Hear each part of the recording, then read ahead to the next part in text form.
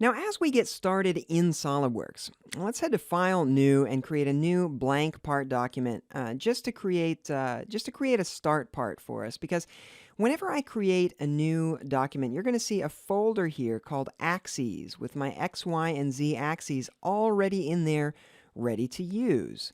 Now, I've created those manually and then saved out my very own custom template file. So let's go ahead and do that really quickly, just so that we'll be on the same page. If you think you can do this on your own, feel free to give it a try, but it won't take but a minute for us to do. So first, let's go to our Features tab up here. Grab the front plane, Control-click on the top plane. Head over to the Reference Geometry tab, and click on Axis.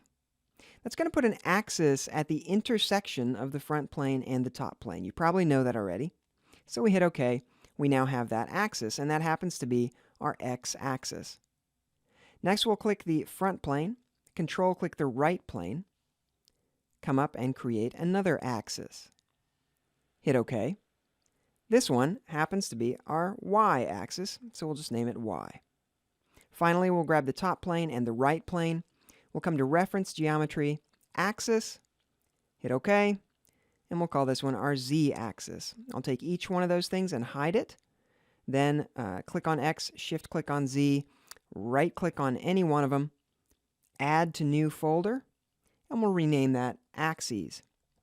Now, as you know, if you've watched other cadjunkie videos, there are lots of other more minor changes that I might make to this file in terms of unit settings and background colors and all that kind of stuff. But you can set that up on your own.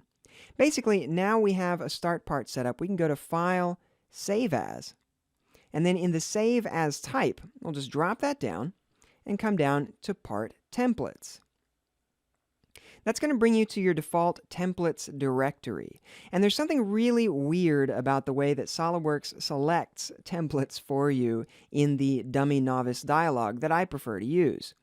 And that is that it's going to choose whichever template file is the lowest one alphabetically. The one that sorts first alphabetically in your list of templates is the one it's going to use. And there's no way of forcing it to use anything else. So if you want it to use your template by default, then you need to name it something that will sort alphabetically at the beginning of the list. I know that sounds crazy. It's a hack, but it works. So I name my template 00_ and then whatever I'm going to name it. That way I'll know that when I go to File, New, use the Novice dialog and hit Part and hit OK, it's going to use that template and not some other template. Another thing, though, is when I create an assembly and then create a new part in the context of an assembly, I want it to also use this template. To make it do that, we go to Tools, and then all the way down to Options. You couldn't see that, but there it is. Tools, Options. And then down to this one called Default Templates. There you'll find the Parts Default Template. Hit the little dot, dot, dot.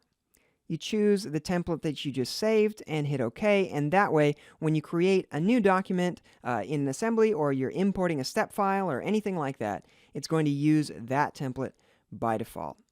All right? So that's a good starting point. And actually, just for good measure, I actually do the same thing on assemblies, just so you know. So when I create a new assembly, you'll notice I have my axes there as well. You add them in exactly the same manner. You go File, Save As Assembly Templates, and once again, make sure that it's going to sort at the beginning of the list. Otherwise, it won't come up by default. All right, so without further ado, let's jump in.